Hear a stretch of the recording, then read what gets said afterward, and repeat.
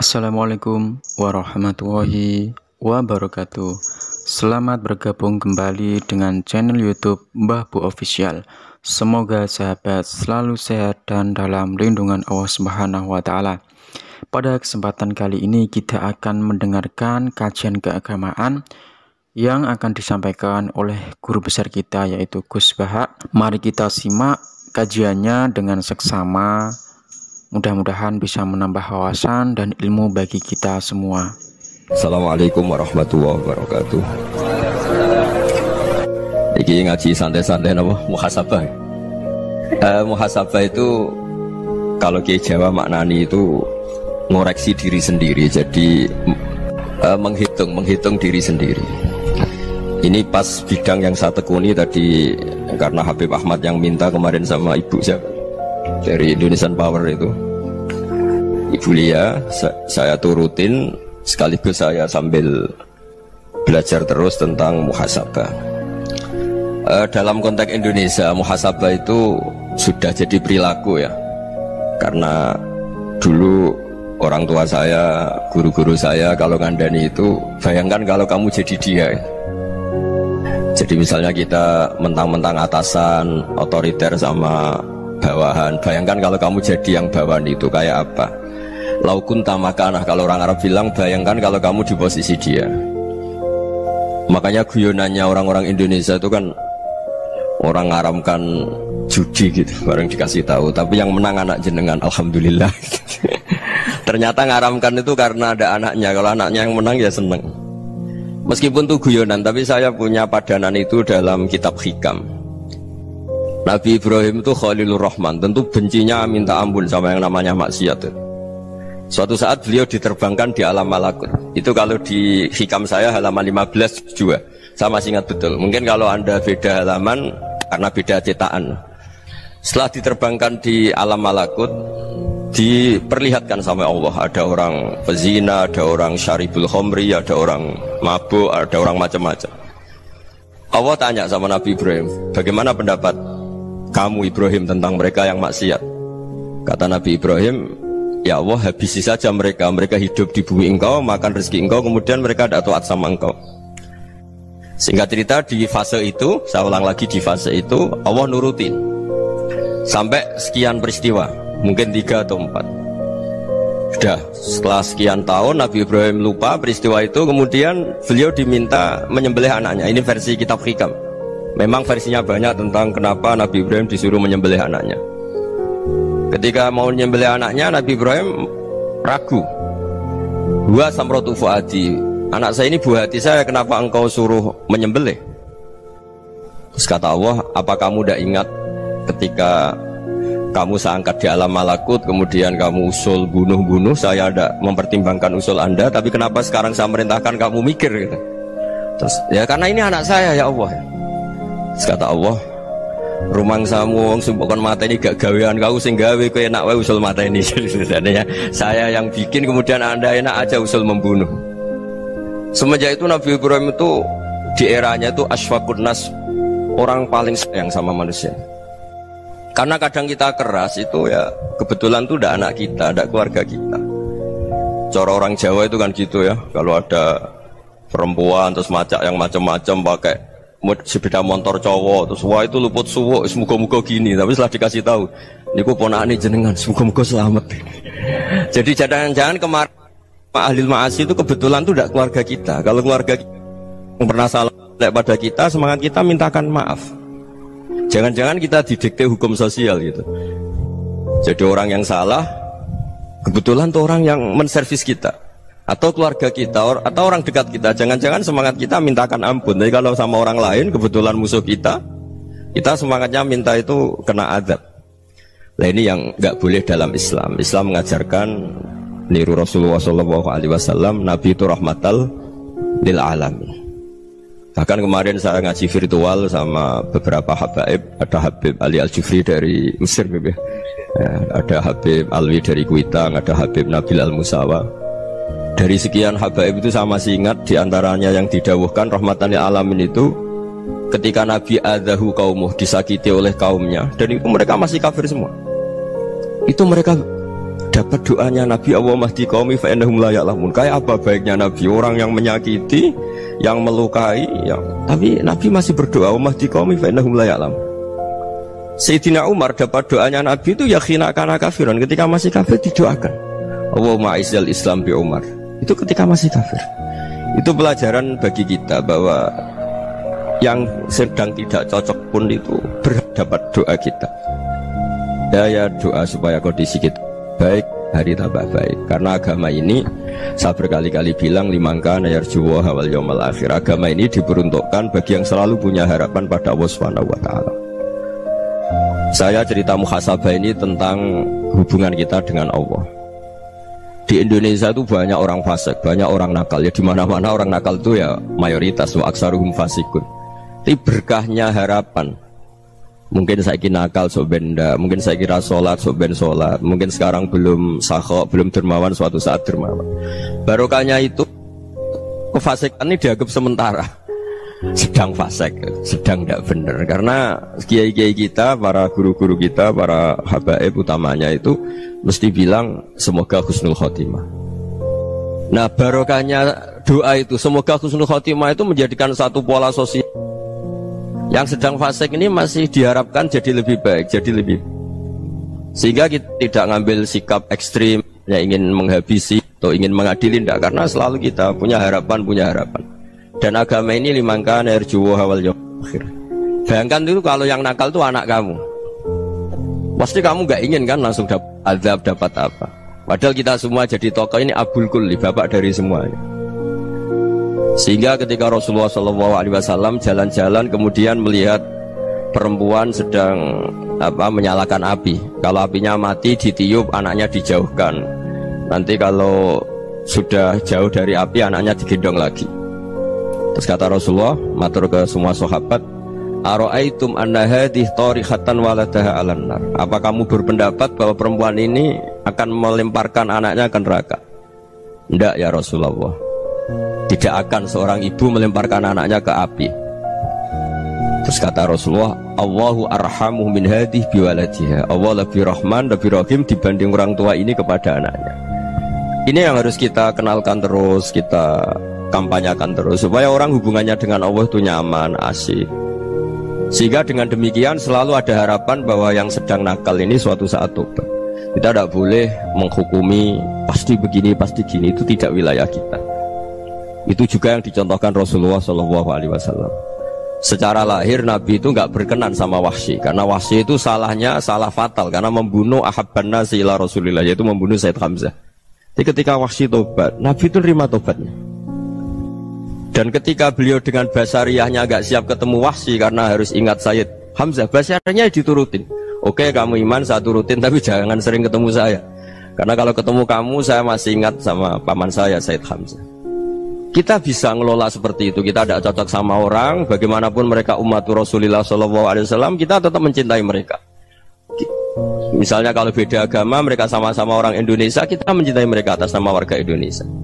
Tapi kalau misalnya potongannya ora cocok, beda kultur, bawaannya itu mangkel no coro Jawa, ya bisa diilmoni, jangan ketemu. Alhamdulillah telah kita dengarkan. Sudah tidak cocok, ingin ketemu nyari solusi. Roh ini tok seneng itu kan ya repot gitu. Ya sudah kalau nggak pati cocok ya jangan sering. Bisa menjadikan ilmu yang bermanfaat. Dan itu kita bisa memanage seperti itu tuh bisa. Saya berkali-kali cerita tentang Imam Syafi'i. Kalau dikasih tahu ya Imam Abu Abdillah, panggilannya Imam Syafi'i, tetangga anda ini ternyata banyak yang nggak senang anda. Jawabnya beliau senang. Ya bagus kalau nggak senang saya, anda utang saya. Jadi gara-gara sama seneng aku ngatur aku ini kan. Dan mungkin sama mana seneng kan ya enak. Jadi hidup itu dianggap happy. Kalau seneng ya teman silaturahim, kalau nggak seneng ya nggak bakal utang gitu. Baru kaya seneng itu nggak ganggu gitu. Jadi dulu itu orang bisa ngelola seneng nggak seneng itu bisa. Karena ada kearifan hubungan dengan Allah Subhanahu wa Ta'ala. Hidupnya selesai karena masyghul bi dzikrillah. Mereka sibuk dengan Allah. Makanya kata ulama-ulama tasawuf, kamu jangan melihat manusia perilakunya, tapi kamu juga harus ingat yang gerakkan semua itu Allah Subhanahu wa Ta'ala. Dengan demikian kita farah, kita senang. Makanya Nabi kalau ngutus Anas bin Malik kemudian nggak kesampaian yang diinginkan karena Anas main, ketika garwa-garwani Nabi agak tersinggung, Nabi andaikan Allah menghendaki yang saya inginkan kesampaian, pasti itu kesampaian. Jadi dianggap kegagalan Anas gak manggil yang dituju Nabi itu ya kersane Allah, ya enteng saja. Sayyidina Ali lebih parah lagi yang dialamin. Itu dalam beliau kalau dipanggil tuh gak cepet-cepet ke sana. Ketika ditanya, kenapa kamu tak panggil gak cepet ke saya? Amin tuh ukubatak, karena aku tahu engkau orang baik. Orang baik itu pemaaf. Jadi makanya orang-orang soleh dulu itu bodoni itu. Makanya sekarang kalau ada orang bodoni itu mesti dibidik orang soleh. Kalau orang-orang soleh itu kakean husnudzon lagi sering dibodonin. Abdul bin Umar itu masyhur itu. Kalau ada budaknya sering sholat, sergap sholat itu dimerdekakan. Akhirnya nggak sholat pun pura-pura sholat. Akhirnya juga dimerdekakan. Ketika ditanya, kenapa engkau merdekakan? Padahal mereka sholatnya menipu engkau, kata pembisik-pembisik itu. Man khoda'ana lillah in khoda'na lah. Dia nipu atas nama Allah, berarti saat tertipu juga atas nama Allah. Gak masalah dong, semuanya demi Allah Subhanahu wa ta'ala. Jadi ketika kita mensifati Allah Ta'ala itu ghafir, Allah pemaaf. Jangan kamu nggak fair untuk diri kamu nyifati Allah ghafir, pada orang lain Allah kamu sifati syadidul iqab. Jadi Allah kamu atur, kayak MC tadi ngatur saya. Jadi Allah itu apa? Kalau pada saya ghafir, kalau pada musuh saya syadidul iqab. Itu nggak fair. Kalau Anda punya harapan kepada Allah karena Allah Rahman Rahim, Allah ghafir, sebenarnya Allah pada musuh kita ya bisa saja Allah ghafir, bisa saja Allah Rahman Rahim. Sehingga kita melihat orang lain yang kita tidak cocok itu ya enteng saja. Itu min ummati Rasulillah sing tanaluhu syafa'atuh, tanaluhu sa'atu rahmati, tanaluhu fair. Jangan dengan kita kayak mesti dapat rahmat. Jangan orang lain kayak Allah pasti syadidul iqab, itu tidak boleh. Sehingga ketika ada orang Badui, singkat cerita orang Badui ini kencing di masjid, semua sahabat membentak dia. Yang nggak bentak hanya Nabi tok. Saking mangkelnya orang ini karena semua sahabat bentak kecuali Nabi. Setelah dibenarin Nabi, terus Nabi nyuruh sobu ali dhanuban min ma'in. Setelah disucikan masjid itu, dia berdoa keras sekali. Allahumma arhamni wa Muhammadan wa la tarham ma'ana ahadan. Ya Allah, yang berhak dapat rahmatmu hanya saya dan Nabi Muhammad, yang lainnya jangan gitu. Karena yang lainnya tuh jengkelin, gitu aja saya salah dimarah-marahin gitu. Jadi kalau kamu doa terbatas ya kayak orang Bedui nih, kayak orang Arabi. Apa kata Nabi? Laqad tahajjarta wasi'an. Allah yang rahmatnya luas menjadi kamu sempitkan. Karena kamu mau atur Allah hanya Rahman pada Indonesian Power, pada NU, pada kita, yang orang lain nggak perlu dapat. Itu kan kasihan Islam, karena Islam terus nggak dimiliki semua orang. Allah tidak dimiliki semua orang, Rasulullah nggak dimiliki semua orang, karena dipek NU, dipek ormas tertentu, dipek, nggak boleh seperti itu. Nggak boleh takhasyar tawasian, kata Nabi, tidak boleh mempersempit zat yang rahmatnya itu luas. Ini semoga etika ini kita pakai di Indonesia. Yang sedang fase kita harapkan lebih baik, yang sedang nggak dapat hidayah kita doakan dapat apa? Hidayah. Masyhur kan, makanya tadi saya mohon sama Habib Ali supaya Habib Ahmad supaya tetap mahalul qiyam tabaruk sama Habib Ali. Di antara doa-doa di Simtud Duror masyhur itu antuqa bilal mudhniba minnah bil ghufran wal musi'ah bil ihsan. Jadi harapannya para habaib, para orang-orang baik dulu ya, semoga yang dosa itu dimaafkan, yang sedang salah dibuka, bikin lebih baik. Nabi itu tugasnya juga gitu. Wastaghfir li dzambika walil mu'minina wal mu'minat. Nabi itu tugasnya juga memintakan ampun yang sedang salah. Nah ini cobalah jadi etika kita, muhasabah kita. Jadi muhasabah itu cara berpikir kita set, kita pikir ulang. Ternyata semangatnya seorang Nabi itu wastaghfir li dzambika walil mu'minun. Semangatnya itu memintakan ampun. Orang ahli tafsir tahu semua kalau Nabi itu tidak mungkin dosa. Jadi itu khitabun Nabi wa urida bihi ummatu, itu khitab Nabi, tapi yang dimaksud itu umatnya, karena Nabi tidak akan mengalami dzambun, tidak akan mengalami dosa. Sekarang enggak, kadang-kadang kita ini kalau orang lain salah itu semangat. Kalau di perusahaan ada teman salah, apalagi pimpinan salah itu seneng, barokahnya salah bisa ganti kan gitu. Ya, jadi kalau mungkin di dunia tokoh juga gitu, barokahnya ada tokoh salah, kita yang jadi populer sendiri, tidak boleh seperti itu. Kita harus salimus sodri di jami'il muslimin. Jadi ini harus dilatih. Saya tadi matur sama Habib Ahmad, latihan kita jadi hidup. Nabi itu kalau resep jadi wali itu kata Nabi gampang. Kata Nabi, kalau kamu ingin disenangin Allah, ya sudah. Kalau kamu asbahta wa amseta gini-gini, perasaan kamu, kata Nabi, jangan punya perasaan ghil sama orang muslimin. Itu sudah wadzalika min sunnati. Makanya Nabi ngendikan la yablughni ahadun an ahadin syai'an. Ada yang baca la yuballighni ahadun an ahadin syai'an. Seseorang jangan melaporkan ke saya tentang salahnya yang lain. Fa inni akhruju ilaikum wa ana salimus sadri, karena saya ingin ketemu sampean semua dalam keadaan salimus sadri, tidak punya perasaan apa-apa. Karena kalau nurutin membisik, nurutin informasi itu ya repot, karena orang pasti sepihak. Ada kiai yang top datang ke kampung-kampung ning desa-desa, kata yang seneng itu punya akhlak. Wah itu bagus orang besar datang ke kampung-kampung. Kata yang nggak seneng, oh itu jobnya kayak kecil kok diambil, itu kan ya kasihan itu kan sudut pandang. Makanya saya sering bilang akal kita ini cukup untuk mentasdik Rasulullah SAW. Meskipun perasaan kita kadang orang Jawa itu beda. Saya berkali-kali bilang sama peneliti dari Jogja, kenapa sih Gus para nabi itu kok poligami istrinya banyak? Nabi Dawud katanya itu berapa? Nabi Sulaiman malah jumlahnya agak terbatas ini. Nabi Muhammad itu paling sedikit. Saya tanya gini, perempuan itu orang lemah, jadi kalau nolong orang satu gimana baik, kalau nolong orang dua ya lebih baik, ya sudah kira-kira seperti itu. Paling tidak akal kita masih tahu kalau orang baik itu kan mesti baik, nolong orang satu baik, nolong orang dua ya lebih baik, nolong orang tiga lebih baik. Tapi kalau kamu orang nggak baik, satu saja kamu terlantarin, kamu miskinkan, kamu ya tinggal diukur kan.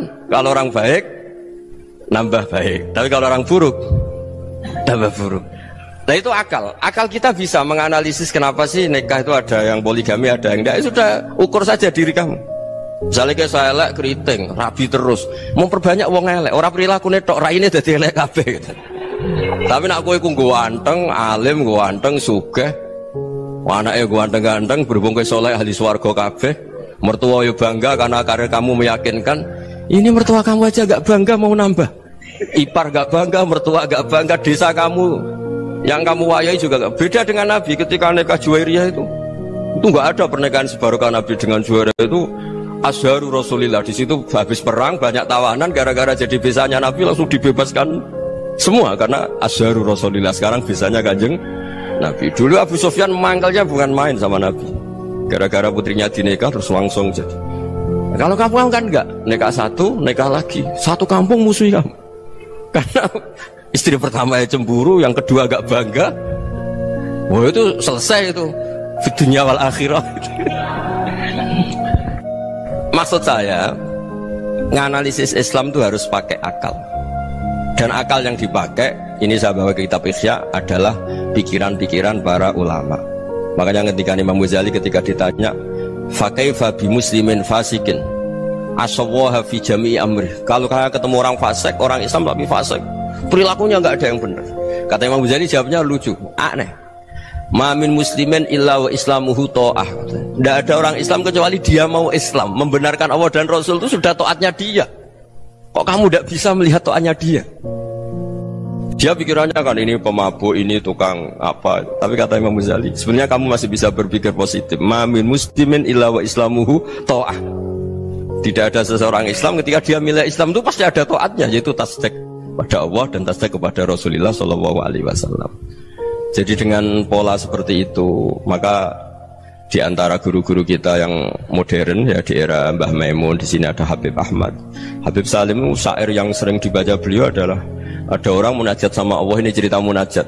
Itu orang itu ngendikan gini, ana musnibun, ana mukhtiun, ana asi, huwa rahimun, huwa ghafirun, huwa afi. Ya Allah, saya mukhti, saya orang yang salah.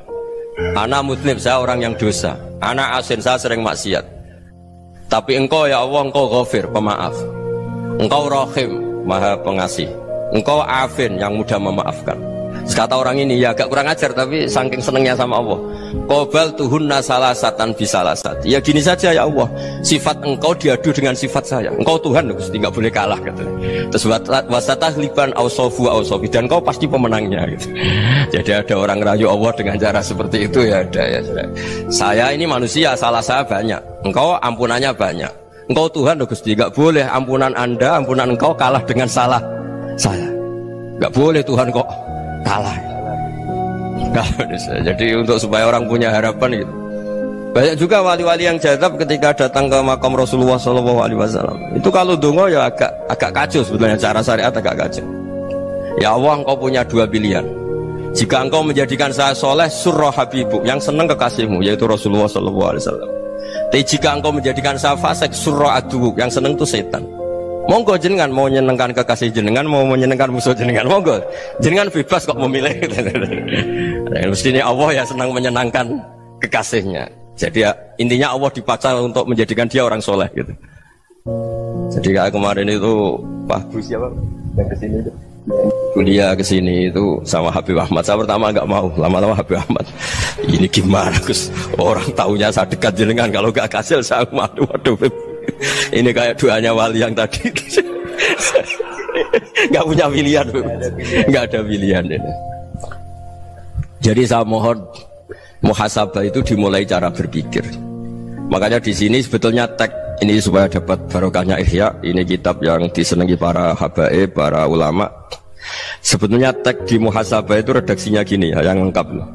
Hasibu anfusakum qabla an tuhasabu wazinuha qabla an tuzanu wa tahayya'u lil ardil akbar.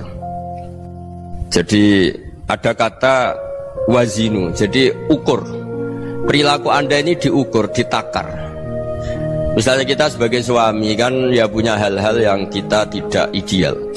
Corong Jawa mesti pesek, cara rezeki ya pas-pasan ya. Dan kita juga kalau makanya agak boleh tanya istri begini, apa saat cinta pertama Anda? Pasti Anda kecewa. Orang jadi istri hanya korban terakhir itu. Sudah. Karena orang kalau ngelamar kemana-mana gak jadi, yang jadi istri itu pasti korban terakhir itu. Jarang istri pilihan pertama, jarang. Ayo semua yang nikah. Rata-rata itu pilihan Anda pertama Pak, dari sekian ditolak di mana-mana terus. Ya perempuan terakhir. Kamu juga korban terakhir. Itu wali-wali dulu kalau ngandani kita itu sederhana. Antal ini masyhur diceritakan Habib Zain bin Semit dalam kitab Al-Manhajus Sawi. Antalam tajid min nafsika kullama turid. Fa kaifa turidu min ghairika kullama turid. Kamu yang ingin ideal saja, kamu tidak menemukan pada diri kamu untuk menjadi ideal. Kamu kan ingin ganteng, ingin punya uang banyak, ingin perilaku Anda sempurna. Anda saja yang punya keinginan tidak bisa mewujudkan keinginan Anda sendiri. Fa kaifa turidu min ghairika ma turid. Jadi antalam tajid min nafsika kullama turid. Fa kaifa turidu min ghairika kullama turid. Kamu yang punya keinginan saja. Misalnya saya ingin punya uang banyak, perilaku saya selalu benar, gak pernah salah. Loh, saya yang ingin saja dengan diri saya gak bisa untuk benar terus. Kok kamu berharap orang lain selalu benar? Jadi antalam tajid ya sama. Kalau kamu menuntut istri kamu itu ramah, neriman, apa kamu neriman sama wajah istri Anda gitu? Engkau ya pola neng dindi jajaki sana jajaki sini, kamu sendiri tidak kona apa. Jadi itu nasihat yang luar biasa. Antalam tajid min nafsika kullama turid fa kaifa turidu min ghairika kullama turid. Kamu mau menghormati semua orang? Tidak mau kan? Kemudian Anda berharap semua orang menghormati kamu. Tidak ingin kan orang lain semua menghujat kamu, sementara kamu enak aja menghujat orang lain. Makanya Rasulullah SAW luar biasa ketika bikin kaidah sosial. Apa la yu'minu ahadukum hatta yuhibba li akhihi ma yuhibbu li nafsihi. Jadi kalau ukuran iman itu sederhana. Kalau sesuatu itu baik, nyaman bagi Anda ya bayangkan itu pada teman Anda. Misalnya Anda bangun tidur sudah acak-acakan, gak punya uang, utang jatuh tempo, kan gak ingin ketemu orang. Ya kamu jangan bertamu ke jenis ini, karena kalau dengan kamu yang alami juga gak siap ketemu orang. Makanya ada Habib Alim itu dilapuri sama seseorang. Beb, dulu teman saya itu ketika saya kaya itu sering main ke saya. Setelah saya miskin, mereka tidak main ke saya. Kata Habib itu bagus, sunnah Allah begitu itu bagus. Coba kalau kamu dulu kaya, teman kamu main kan kamu gaya, di rumah ada makanan, bisa hormat tamu. Setelah kamu miskin jadi buruh manol di pasar atau buruh bikin boto, teman kamu datang, malu enggak kamu? Mendingan enggak datang gitu. Akhirnya baru, oh ya alhamdulillah kalau gitu. Loh iya kan dulu teman kita datang, kita ada Alphard, istri cantik, rumah bagus lah, kita miskin, buruhnya orang pas dibentak-bentak, teman kamu udah datang. Milih datang kamu enggak kalau setelah kamu jatuh? Enggak kan? Jadi barokahnya ilmu itu terus. Ya, tapi kadang-kadang orang tuh, wah setelah saya miskin teman-teman enggak kasih ke sini. Ya kalau kamu sudah jatuh, teman-teman kamu ke situ jadi tontonan. Ya mulai sekarang cara berpikir itu dirubah. Dulu yang namanya kiai itu kalau diundang orang itu ya agak-agak senang. Semenjak saya itu agak rubah. Ngundang kiai, ngatur kiai itu tak haram-haramkan ya, ada lumayan lah sekarang itu sudah mulai agak beretika. Dulu itu ngundang tuh tanggalnya ditentukan, jamnya ditentukan, enggak mikir apa kiai saat itu nganggur, enggak. Punya wadifah, enggak. Dia milih tanggal yang dia nganggur, enggak mikir pas itu kiainya nganggur apa, enggak. Ya saya hanya cerita aja, kamu tersinggung ya monggo, boten nggih monggo itu kan. Jadi saya mohonlah supaya tadi saya juga matur ke Habib Ahmad. Jadi untuk orang merasa ikut sunnah Rasul itu gampang sekali kata Sayyid Muhammad. Dulu Nabi berpakaian ala daerahnya. Kalau mikot ya pakai mikotu baladi. Karena Nabi orang Madinah dan beliau berdomisili di Madinah, ya misalnya mikotnya dari Bir Ali misalnya. Tapi kalau anda orang kawasan Tanim mau umroh ya dari Tanim. Misalnya kawasan Jirona ya dari Jirona. Artinya apa?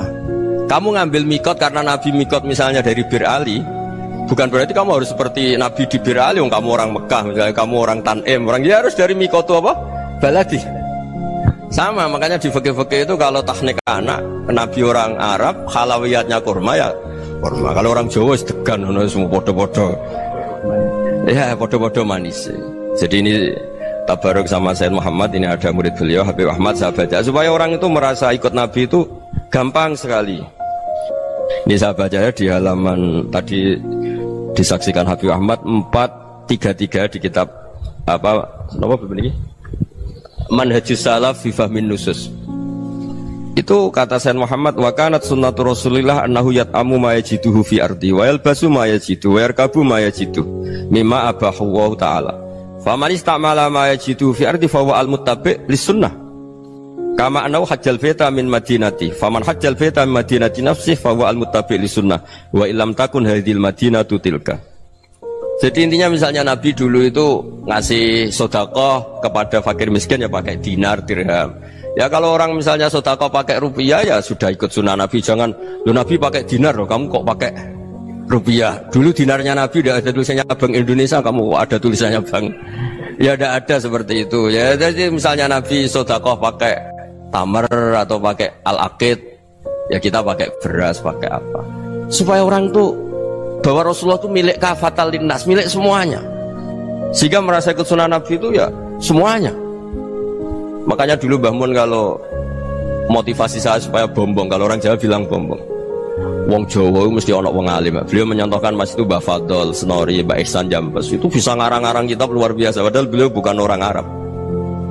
Imam Sibawai itu orang Persia. Imam Ghazali orang Tus itu juga ikut Persia. Kata Mbah Mun, wong sing ora Arab lah mesti untuk jatah alim kata beliau. Karena Nabi itu diutus kafatal linnas. Nanti kalau orang yang alim itu Arab tok, berarti tidak ada perwakilan dari Afrika, dari Asia Tenggara, dari mana-mana. Makanya karena Nabi statusnya itu kafatal linnas. Jadi kita harus bangga sebagai Muslim, sebagai orang Indonesia karena misalnya Wali Kutub dulu terkenalnya hanya ada di Yaman, di mana. Ternyata pernah ada juga di Indonesia dan seperti Habib Abu Bakar Segaf Gresik. Jadi ya artinya kan tetap orang Indonesia meskipun beliau zuriyah Rasul kan ya sudah orang apa? Orang Indonesia. Zuriyahnya Habib Ali Simtuduror sekarang di Solo. Jadi Indonesia juga dapat alawin banyak dari Sadatin al-Alawin juga banyak. Jadi saya mohon barokahnya ngaji seperti ini. Melihat orang lain tuh gampang, bayangkan tuh kalau anak kamu. Makanya Nabi nanti kalau nggak percaya lihat di Hikam nomor 15 di kitab saya itu. Di situ dijelaskan oleh Hikam, jangan-jangan semangat Anda pada orang yang maksiat, pada orang yang keliru supaya dihukum itu karena kebetulan itu udah anak Anda, itu udah keluarga Anda. Coba kalau itu keluarga Anda. Makanya kalau saya guyonan di Jogja itu ada pembantu mecahkan piring terus dimarahi majikannya, saya mesti guyon gitu, pasti itu pembantunya tidak cantik. Kok bisa Gus? Andai kan cantik dan kamu senang mecahno piring satu, piring 1000 ora iso ngamuk kowe. Ternyata ngamuknya tuh karena mecahkan piring apa karena plus tidak cantik? Coba jawab para lelaki ini. Kamu marah sama orang maksiat tuh karena maksiat, karena plus itu udah anak Anda. Bayangkan kalau itu anak Anda. Itu hebatnya Rasulullah SAW. Karena kita yang salah pun kadung umatnya, Nabi tetap ngasih fasilitas syafaati li ahlil kabair min ummati. Kayak apa baiknya Nabi? Nggak ikut maksiat tapi ikut fasilitasi ngasih syafaat. Loh kalau li ahlil ibadah kan wajar. Nabi ketika ini syafaati li ahlil kabair min ummati. Ya karena tadi logika yang dibangun Rasulullah itu logika yang luar biasa. Kita semangat orang lain kena hukuman itu karena kita tidak punya ra'fah, tidak punya rahmah. Coba kalau Rasulullah yang bil mu'minina ra'ufur rahim, semangatnya itu mendoakan supaya tobat, mendoakan diampuni. Dan itu juga yang diperintahkan oleh Allah Subhanahu wa taala, wastaghfir li dzambika walil mu'minina wal mu'minat. Ya semoga barokahnya ngaji ini, barokahnya Habib Ahmad, barokahnya Maulid Simtud Duror, barokahnya semua kitab madaih, tiba berjanji semuanya, barokahnya Ikhya, barokahnya Said Muhammad, barokahnya guru kita semua Mbah Maimun, bapak saya. Kita ini ngikuti manhaj, ya, ngikuti apa? Manhaj. Saya sering didhawuhi Mbah Mun, kenapa ihdinas siratal mustaqim bukan siratoka, bukan jalan engkau ya Allah, karena Allah itu nggak bisa kamu tiru. Allah itu tidak tidur, tidak makan, tidak kesel, tidak capek. Yang bisa ditiru itu siratal ladzina an'amta alaihim. Yang bisa ditiru manusia ya niru manusia, karena Allah itu tidak bisa ditiru. Makanya ihdinas siratal mustaqim siratal ladzina. Dan niru siapa? Niru guru-guru kita. Termasuk niru cara pandang. Jadi misalnya ada orang awam di rumah itu hanya delok reng, delok tikus liwat, itu kan kayak nganggur. Ora tahajud malah mendelok reng. Melihatnya jangan gitu. Huwa tarokal ma'asiyah. Dia di rumahnya tidak dugem, tidak kemana-mana. Dia berarti malam itu tarkul ma'asi. Tidak nyopet, tidak garong, tidak ke tempat maksiat. Susahnya apa sih husnudzon? Jadi jangan lihat huwa tarkut tahajud, huwa tarokat tahajud, wa taroka qiyamal lail. Oke ya, namanya orang begitu ya tidak tahajud, tidak qiyamul lail. Tapi susahnya apa sih kamu bilang huwa tarokal ma'asiyah? Dia juga meninggalkan maksiat, dan tarkul maksiat itu tuh ibadah. Supaya orang tuh gampang lah husnudzon sama orang muslim. Ini orang mukmin, orang yang luar biasa. Di mata Allah itu orang yang luar biasa. Kayak tadi Imam Ghazali, kalau saya ketemu orang muslim kemudian dia tidak pernah baik, gimana? Kata Imam Ghazali, ma min muslimin illa wa islamuhu ta'ah. Tidak ada orang Islam ketika dia mentasdihkan Allah dan Rasulullah, berarti dia juga punya taat. Ya ini latihan saja, sing iso nglakoni Habib Ahmad kula namung cerita mawon. Kula cerita secara akademik, saya punya kitab, saya baca, dan alhamdulillah kita paham barokahnya para guru, dan supaya terbiasalah. Sebaik-baiknya ibadah husnudzon billah wa husnudzon bil mu'min. Soal tidak cocok ya diilmoni tadi ya, namanya nggak cocok ya jangan sering ketemu. Seperti Rasulullah SAW, beliau karena sangat mencintai Said Hamzah, ketemu orang yang pernah begitu sama Said Hamzah, ya beliau secara basyariah tidak siap. Tapi beliau secara cara bahasa sekarang, secara profesional, karena beliau seorang nabi dan harus menerima tobatnya siapapun ya diterima. Saya meskipun dengan A, B gak cocok karena dia begini-begini sama saya, tapi saya ingat dia sholat, dia baca sholawat, dia mencintai Rasulullah, ya kita hormat. Ya soal gak cocok ya di manage tadi ya, zuruhiban tasdid huban. Kalau gak pati cocok ya jangan sering ketemu, bawaannya enak nanti. Ya semuanya itu diilmoni lah. Makanya ngendikane Ma'ruf Al-Qurhi ada yang baca Al-Kharqi, mangqala fil yaumi salasa marrat aw marham ummata Muhammad kutiba minal abdal. Karena semangat mencintai siapapun satu hari sering baca marham ummata Muhammad, wa ma asli ummata Muhammad, wa ma tajawaz an ummati Muhammad, itu mesti kutiba minal abdal. Dia pasti termasuk wali abdal. Maksudnya semangat mencintai ya dilatih lah. Misalnya Indonesia Power atau PLN, andai kan tidak ada PLN tuh kayak apa? Orang nggak bisa ngaji, tidak bisa aktivitas. Ya barokahnya ada PLN, barokahnya jasanya. Kita sadar, tidak semua kebaikan kita ini memenuhi keinginan orang banyak. Gitu. Orang banyak ingin listrik, ingin saluran apa, dan itu kadang yang mewujudkan orang lain atau kelompok lain. Ya karena itu manfaat ke orang lain ya kita doakan. Karena khairun nas anfa'uhum linnas. Sehingga kita terbiasalah ngakui orang lain. Seperti semangatnya Rasulullah SAW, semuanya itu didoakan, semuanya diinginkan kebaikannya. Bahkan Nabi gak putus asa sampai di akhirat. Ketika Nabi lain sudah putus asa karena sudah akhirat, sampai dimintai syafaat semuanya bilang nafsi, nafsi. Karena merasa semuanya gak punya nyali di depan Allah, karena ini sudah akhirat, sudah finish. Tapi apa Rasulullah? Analah, ya sudah saya sanggup mensyafaati kalian. Terus kata Nabi, fa'atiyal arsya, saya mendatangi aras, fa'akhirru lahu sajidan, saya sujud, wa ahmaduhu bima hamida allamaniha rabbi. Kemudian saya tetap muji Allah dengan pujian yang terus menerus. Padahal sudah di akhirat, sudah finish. Nabi dimintai syafaat masih sanggup, karena Nabi tahu akhirat tidak bisa mendikte Allah, tidak bisa. Allah terus bilang, ya Allah ini akhirat loh, engkau sudah tidak boleh mensyafaat. Tidak bisa. Allah tidak bisa diganggu akhirat. Allah tidak boleh dibatalkan rahmannya oleh akhirat. Allah tetap Rahman Rahim abadal abad. Dan Nabi tahu itu. Makanya kata para ulama, fa Muhammadun Ahmadu min ghairihi. Jadi Nabi Muhammad namanya dua yang terkenal. Sebenarnya banyak yang terkenal dua, Muhammad sama Ahmad. Ketika Nabi punya nyali memuji Allah di akhirat atau sudah di akhirat, itu fa Muhammadun Ahmadu min ghairihi. Ketika Nabi lain sudah tidak punya nyali muji Allah karena sudah akhirat, Nabi Muhammad tetap berani muji Allah di saat seperti itu. Makanya Ahmadu di situ kata ulama itu af'al tafdil, fa Muhammadun Ahmadu min ghairihi. Kanjeng Nabi lebih memuji Allah di saat yang Nabi lain sudah tidak punya nyali untuk memuji Allah di saat itu. Makanya kata Nabi fa akhiru lahu sajidan wa ahmaduhu bi mahamida 'allamaniha rabbi.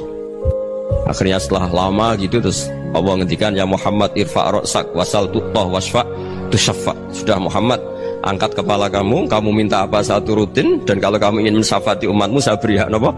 Syafaat.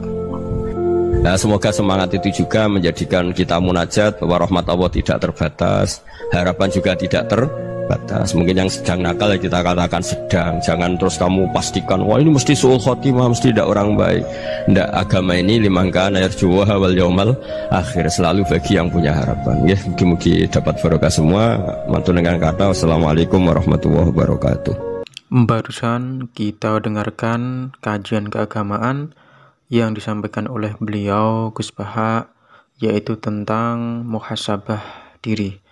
Mudah-mudahan kita semua bisa introspeksi diri, mengoreksi diri kita sendiri untuk menjadi pribadi-pribadi yang lebih baik lagi ke depannya. Dan mudah-mudahan kita mendapatkan ilmu yang bermanfaat, menambahkan wawasan, pengetahuan, serta keberkahan.